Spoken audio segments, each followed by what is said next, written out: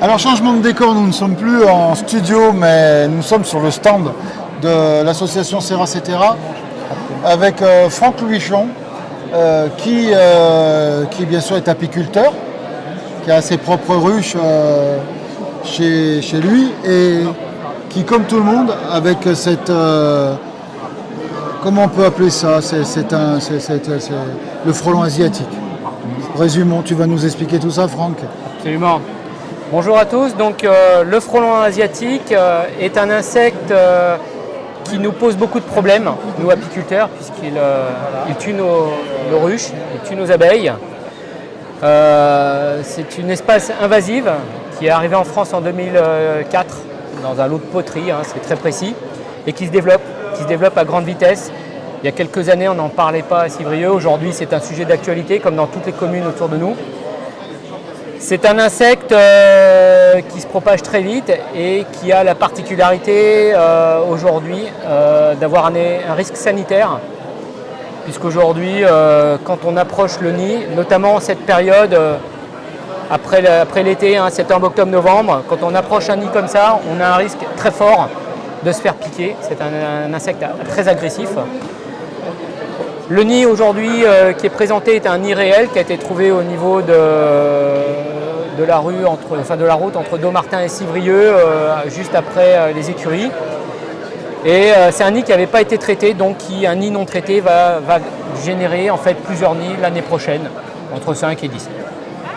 Le frelon asiatique est aujourd'hui un insecte qui n'a pas peur de l'homme, qui vit avec l'homme, qui va tuer les abeilles, tous les pollinisateurs des insectes, les papillons, qui va s'attaquer en cette période automnale aux raisins, aux figues, aux poires, aux pommes, donc avec un risque sur l'environnement qui est non négligeable, un risque économique pour les gens dont c'est le métier. Le risque sanitaire, vous imaginez bien que quand on va tailler la haie, qu'on va tomber face à un nid de frelon asiatique, ça ne se passe pas bien, les gens se font piquer.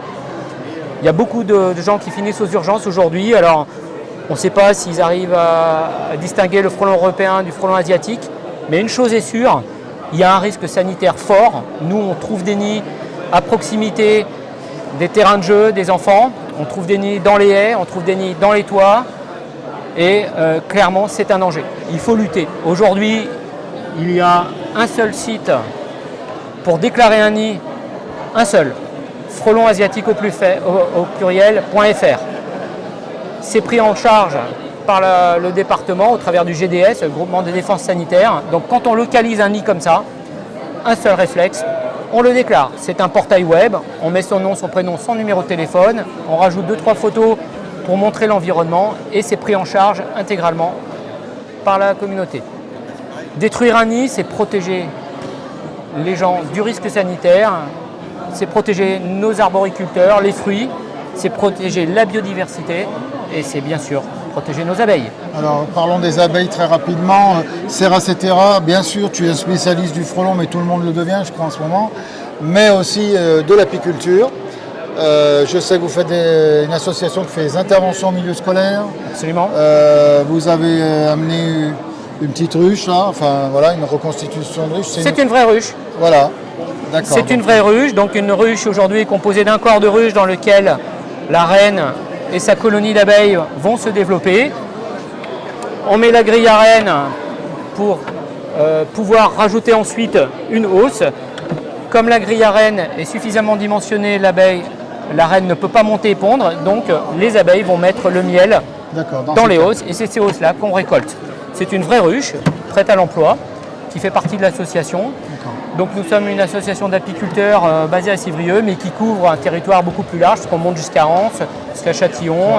Sachant que vous avez un fief sur le terrain de Notre-Dame-de-Lourdes, on a un rucher sur Notre-Dame-de-Lourdes. Qui avait eu du dégât ces derniers temps.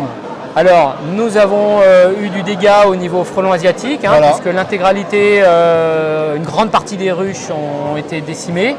Et cette année, c'est plutôt mieux, puisqu'on a mis en place un programme de lutte, à la fois au niveau printemps, en piégeant les fondatrices, les futures reines, mais également avec des filets, avec des pièges et ainsi de suite. Aujourd'hui, le rucher de Civrieux est un endroit magnifique, propice à l'apiculture. C'est un endroit riche, varié, pas loin de l'eau, pas loin des arbres et des plantes mellifères. Nous avons un deuxième rucher au-dessus de Lausanne en allant vers Charnay qui est très bien aussi. Et ce qui permet à notre association et à ses membres d'avoir 2 endroits privilégiés pour mettre leur ruche quand ce n'est pas possible sur leur propre terrain. Et vous vendez le miel? Alors moi non, je le fais à titre personnel, mais dans notre association, nous avons des gens qui vendent le miel, principalement dans les boulangeries et les magasins locaux. Voilà. Eh bien, merci Franck. Avec plaisir. À très bientôt. Et je pense qu'on reviendra vous voir sur nos ondes pour faire un petit documentaire. L'association Serra vous accueillera les bras ouverts. Et je crois que vous avez un local à côté d'une autre maintenant J'ai cru à l'école. comprendre. Merci beaucoup. Merci Au revoir. Franck.